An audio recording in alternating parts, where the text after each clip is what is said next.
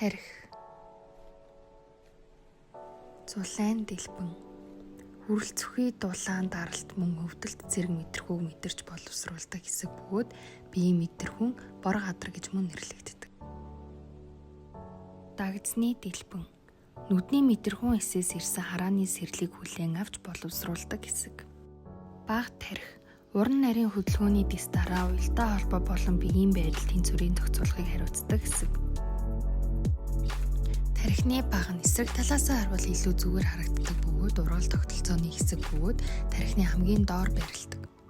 Чамархайн дэлбэн. Дуу авианы өнгө чанга суулыг мэдэрдэг мөн ой тогтоолтын төв болдог.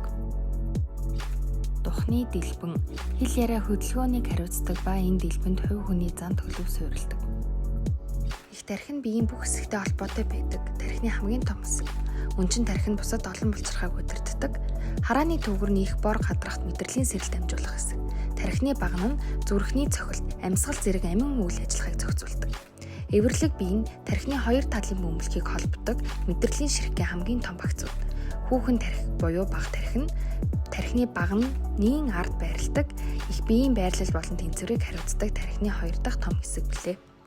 Бичлэгийг маань үзсэнд баярлалаа.